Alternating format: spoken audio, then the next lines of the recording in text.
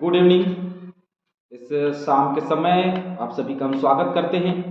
एक बार फिर से हम अपने क्लास में आगे बढ़ रहे हैं और क्लास में आगे बढ़ते हुए हम आज अंतिम जो वाणी है, सातवीं वाणी, हम उसमें पहुंच गए हैं। अभी तक हमने 6 वाणियों के ऊपर में चर्चाएं की, 6 वाणियों के ऊपर में क्लासेस ली। अब 7वीं वाणी और अंतिम वाणी हम देख रहे हैं, जो पाया जाता है लूका रचित सुसमाचार 23वां अध्याय, उसके 44 पद से लेकर के 49 पद के बीचों में।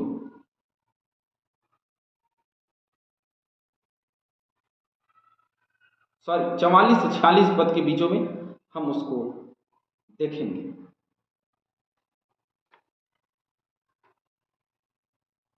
हम 7वीं वाणी में जाएं उससे पहले चैनल को लाइक करें, सब्सक्राइब करें, दूसरों को शेयर करें, ताकि बहुत लोगों तक पहुंच सके और बहुत लोग सुसमाचार के प्रचार को सीख सकें। आइए, लगभग दोपहर से तीसरे पहर तक सारे देश में अंधियारा छाया रहा। यीशु मसीह का क्रूसीकरण हुआ, उसके बाद से लेकर के इतना अंधियारा छाया रहा कि सभी को पूरा अंधेरा छा गया। दोपहर से लेकर के तीसरे पहर तक, दूसरे पहर से लेकर के तीसरे पहर के बीच में 3 घंटा होता था, है ना। 3 घंटे का पहर होता था। दोपहर मतलब 12 से 3 के बीच को दोपहर कहा जाता है। आज भी दोपहर 12 से 3 के बीच को कहते हैं, शाम 3 से 6 के बीच को, और उधर रात्रि, मध्य रात्रि, है ना, और भोर की रात्रि, ऐसे करके भाग में बांटा जाए 3 घंटे के हिसाब से।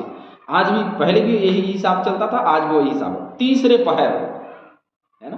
तो तीसरे पहर में हम देख रहे हैं, तीसरे पहर में दूसरे से तीसरे पहर के बीच 3 घंटा अंधियारा जो है वो लगातार वहां छाया रहा और सूर्य का उजियाला जाता रहा।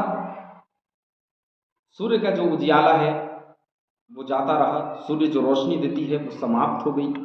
जैसे सूर्य ग्रहण होता है, देखेंगे तो रोशनी कम हो जाती है। जब बादल आती है, जब बदली आती है, तो भी रोशनी को दबा देती है, सूर्य की रोशनी को दबा देती है। वर्षा होती है कि काला हो जाता है, बिल्कुल अंधेरा सा छा जाता है, ऐसा लगता है जैसे रात हो गया, है ना, ऐसे आता है कि नहीं। उससे भी घना अंधेरा उस देश में छा गया, उस नगर में छा गया। और ये सब कुछ यीशु मसीह के क्रूस पे चढ़ाए जाने के प्रभाव से। तो सोचिए, जिस क्रूस पर यीशु मसीह चढ़ा है, वो क्रूस या वो क्रूसीकरण या वो कार्य जो यीशु मसीह ने किया, वो कितना खतरनाक है कि पूरे नगर में अंधेरा छाया रहा, सूर्य की रोशनी जाती रही,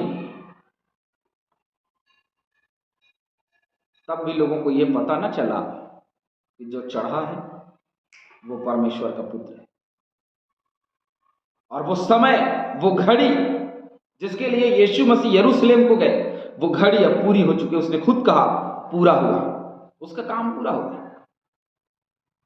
लेकिन 7वीं वाणी, जो हर एक मनुष्य के लिए सीखने की बात, जो हर एक मनुष्य के लिए शिक्षा की बात, जो हर एक मनुष्य के लिए समर्पण की बात, त्याग की बात, विश्वास की बात, प्रेम की बात है, वो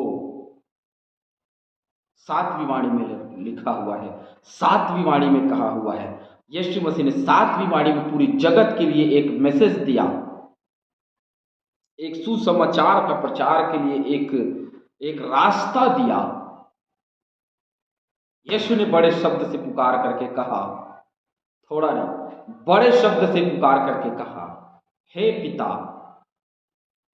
बहुत छोटा सा लाइन है, लेकिन इसमें गहरा राज है। हे पिता, मैं अपनी आत्मा तेरे हाथों में सौंपता हूं। हे पिता, मैं अपनी आत्मा तेरे हाथों में सौंपता हूं। और यह कहकर प्राण छोड़ दिया।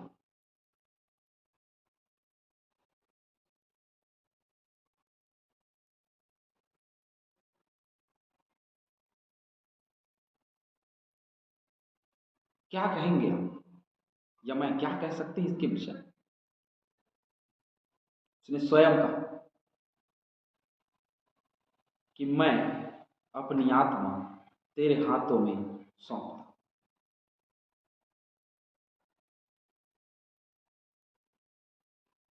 आज क्योंकि उसकी आत्मा की प्यास कभी बुझी नहीं, इसलिए क्योंकि किसी ने अपनी आत्मा उसको सौंपी नहीं। जो कोई अपनी आत्मा उसको सौंपता है, कोई भी व्यक्ति जो अपनी आत्मा उसको सौंपता है, उसका उद्धार होता है। लेकिन आत्मा सशरीर ही सौंपा जा सकता है। कोई भी व्यक्ति बिना शरीर के अपनी आत्मा परमेश्वर को नहीं सौंप सकता। प्रभु यीशु मसीह जीवित हैं। मरने के बाद देखा जाए, मरने के बाद कुछ देखा नहीं जाएगा। मरने के बाद हम अपनी आत्मा स्वर्ग नहीं पहुंचा सकते। मरने से पहले जिंदा रहते हुए हम अपनी आत्मा स्वर्ग पहुंचा सकते हैं। कुछ वचनों को हम देखेंगे। मत्ती 27:50 देखिए।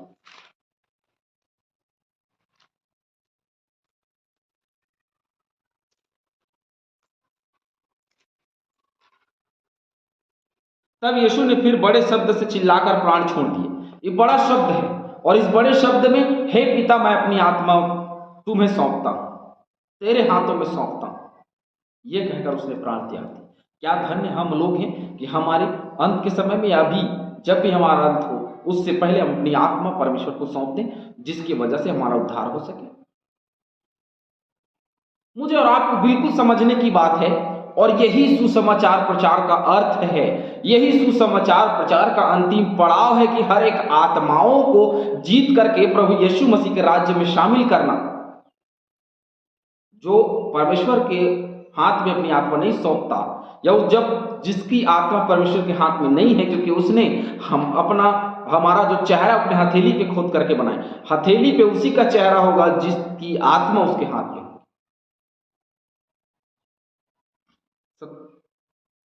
भजन 31:5, भजन संहिता 31:5। मैं अपनी आत्मा को तेरे ही हाथ में सौंप देता हूं, हे यहोवा, हे सत्यवादी ईश्वर, तूने मुझे मोल लेकर मुक्त किया है। क्यों उसके हाथ में सौंपना है? अब हमारी आत्मा, बहुत लोग क्यों सौंपेंगे, तो क्यों सौंपना है? क्योंकि उसने हमें मोल लेकर के खरीद लिया, इसलिए हम अपनी आत्मा उसके हाथों में सौंपें। उसी का राज्य है, उसी का नगर है, उसी का समय है, उसी का स्वर्ग है, उसी की पृथ्वी है, और उसी के पृथ्वी में हम एक परदेसी और मुसाफिर बन के हैं। इस बात को जितनी जल्दी हम संभाल लेंगे, उतनी जल्दी उद्धार का रास्ता हम पकड़ सकते हैं।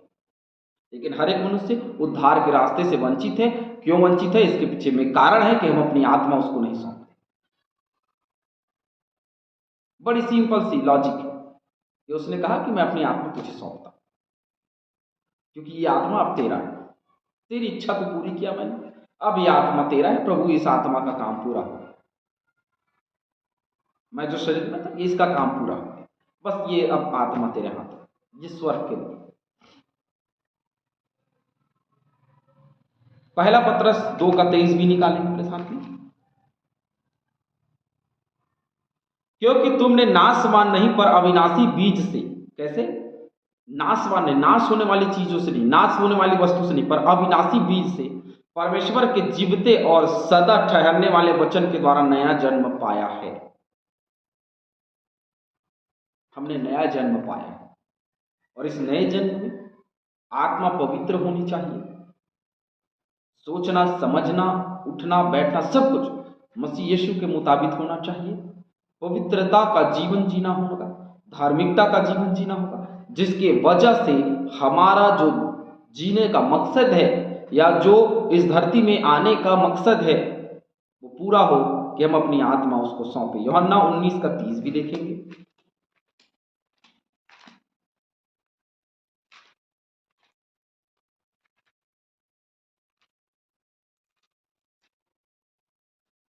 जब यीशु ने वह सिरका लिया तो कहा पूरा हुआ, और सिर झुकाकर प्राण त्याग दिए, है ना। दोनों में काफी अंतर है। पूरा हुआ कहना और अपनी आत्मा सौंपना, दोनों में जमीन और आसमान का अंतर। बहुत लोग कहते हैं कि ये वाणी अंतिम होनी चाहिए, ये अंतिम होनी चाहिए। अपनी आत्मा सौंपने के बाद मरेगा कि पूरा हुआ, और अपनी आत्मा सौंपेगा पूरा हुआ बोल के अपनी प्राण त्यागेगा? दोनों में अंतर आपको फर्क करना है। दोनों में अंतर सिर्फ सिंपल इतना ही है, परमेश्वर का वचन है, चाहे आगे लो चाहे पीछे लो, लेकिन अपनी आत्मा सौंपने के बाद उसने प्राण त्यागा। ये भाई, मेरी आत्मा चली जाएगी तभी मेरे प्राण जाएंगे, पहले आत्मा चली जाएगी, उसके बाद मैं पूरा हुआ थोड़ी बोलूंगा, है ना। तो पहले कहा उसने, मैं अपनी आत्मा तुझे सौंपता हूँ, और प्राण को त्याग दिया। बहुत सिंपल साधारण सी बात है, इस पर विवाद की बातें ना करें। बहुत लोग ऐसे विवाद की बातें करते हैं। सातों वाणियों में कोई आगे आए पीछे आए उससे कोई फर्क नहीं पड़ता। मनुष्य का जीवन उनके अनुसार होना चाहिए, वचन के अनुसार चलना चाहिए, इससे फर्क पड़ता है। उसने अपनी आत्मा उसको सौंप दी और उसकी मृत्यु हो गई, वो मृत्यु को प्राप्त हो गया। उसने अपने प्राण त्याग दिए, उसने अपने प्राण छोड़ दिए।